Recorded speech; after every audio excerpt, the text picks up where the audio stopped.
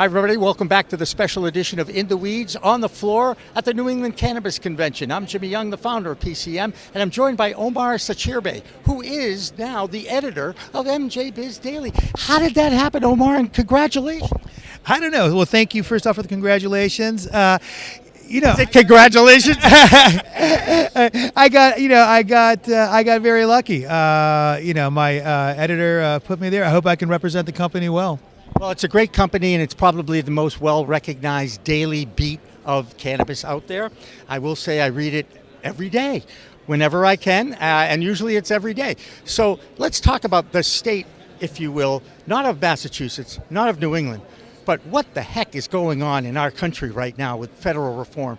To me, as an outsider looking in, it is one of the most frustrating times of my lifetime, because of the division that we have, the bipartisan division that we have in our Congress, and we really need them to prioritize cannabis as opposed to piggybacking it onto all these other bills. Yeah. And sure enough, that came out after the roundtable last week, which we'll talk about as well. Sure. But how do you think reform is going to happen? Are you confident that the DEA is going to do something, whether it's just Schedule 3 or a deschedule?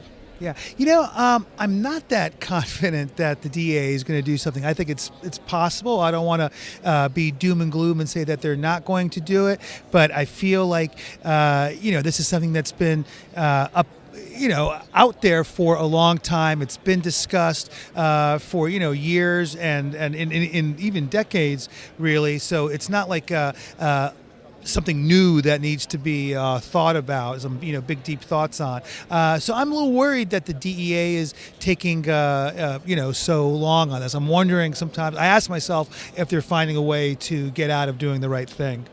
Interesting. And shirking their responsibility is what you just said, which is more frustrating than anything. Yeah, no, it is. I think that's a good way to put it. Shirking their responsibility. It's really evident how successful the cannabis markets, the legal cannabis markets, have been in the U.S. despite being under, despite having really terrible regulations to deal with, having the stigma to deal with, regulators who are making draconian rules that undermine the industry. Yet, the industry succeeds. Patients have access to cannabis, which is the most important thing, and people see the impact that has for individual patients, for communities. Cannabis businesses help communities. They bring revenue in. I think cannabis is a wellness drug. It's not, just a recreational drug or a medical drug. It's a wellness. It's a wellness tool. I hate the word drug.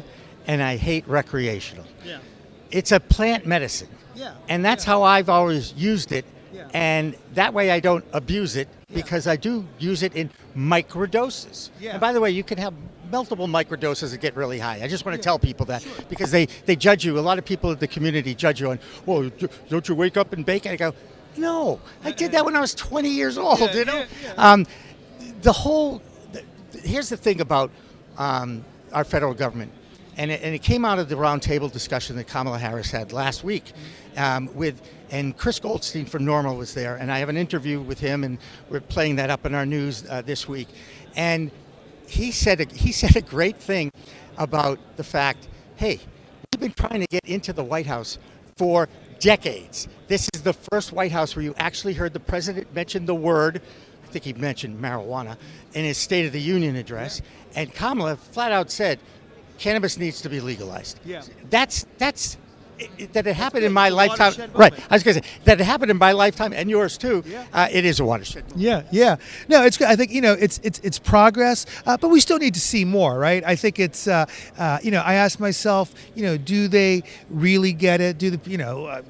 I think they're saying the right things, but again, it seems to me like it shouldn't be as difficult as it's been, made to be. Is the problem in Congress and the Senate? I think that is a big obstacle to deal with. But the cannabis industry, I think we have momentum now, and I think we need to continue, or not continue, but we need to sort of put on this full court press, if you will, on the state level, at the federal level, and all terms of and say, what are you guys doing? Get off your butts and do the right thing.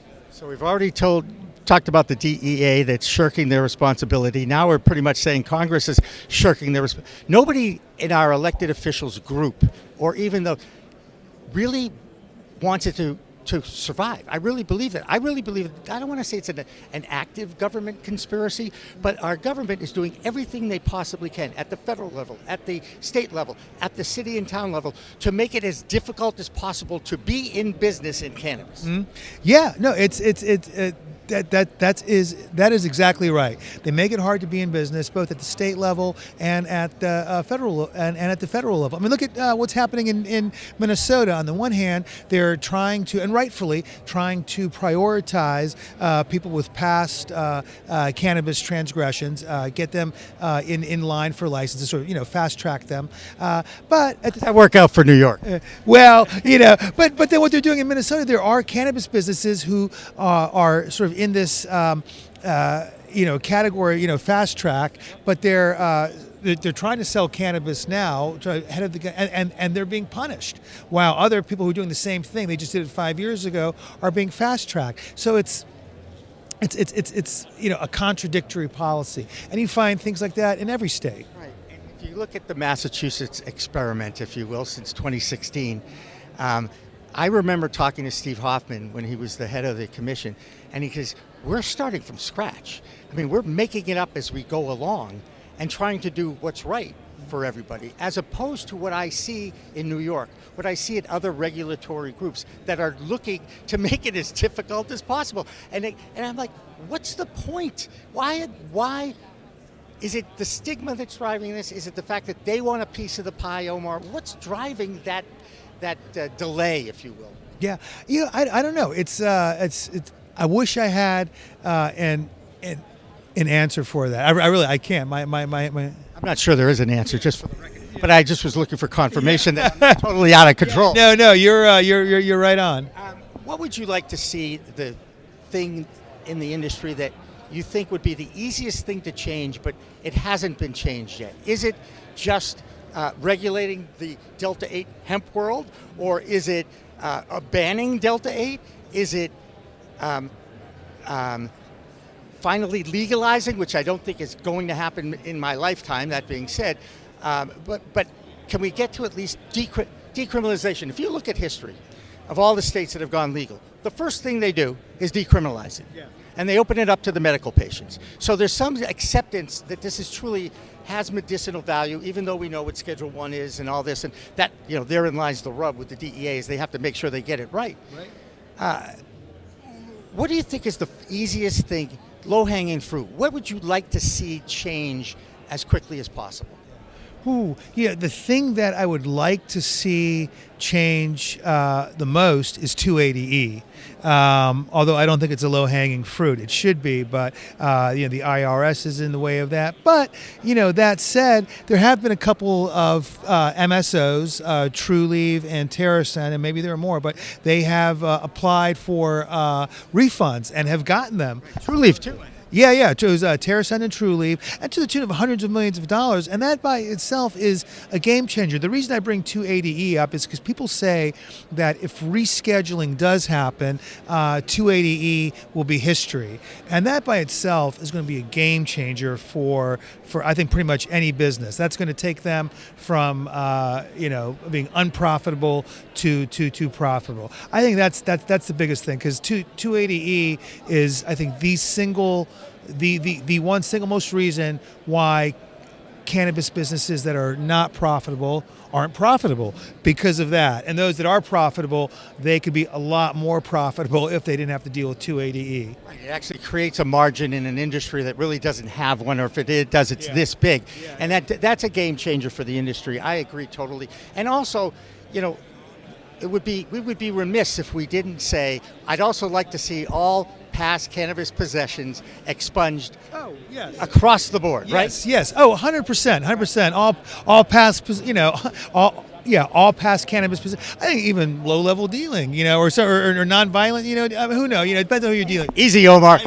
I don't think you're going to get that one passed. But at least, if we can at least take care of those who have got, a half a joint and they get 2 months 2 years probation, maybe 30 days in jail. I mean, for a half a gram of it's ridiculous.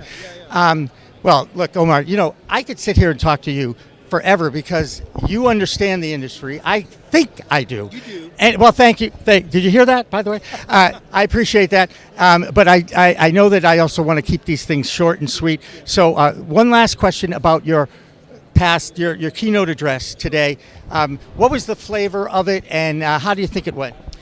I think the flavor is, despite there being increasing challenges in the cannabis industry, there's still a lot of reason to be optimistic. The challenges, we know, the terrible regulations continue, the 280E, as we just discussed, continues. There's stigma, then there's inflation. It's harder to be profitable as a cannabis business. But things are getting better. I think there's more, financing is going to be available for people, whether it be through lenders or investors. Although, careful what you want in terms of an investor. It'd be nice if you can bootstrap. But things are getting better in that regard. I think also there's going to be more opportunities for licensing. Right? We have, now we just have grows and retailers and edibles makers, what have you. But now we'll have, delivery licenses and event licenses and other types of licenses that people will be able to, basically generate profits in a positive, healthy way for this industry. In an ancillary business way, which I think is really and truly what is needed. Yeah. Omar, like I said, I could talk, and we didn't even talk about our favorite sport, okay, which is football. Yes. Okay, not to be confused with American football. Football is soccer in America, but everywhere else it's football. We'll get to that some other day. Omar Sacirbey from MJBiz Daily. Good luck in your new role and your new hat. It's a pleasure. Good luck to you too. Great work, Jimmy. Thank you so much. That's Omar Sacirbey. I'm Jimmy Young.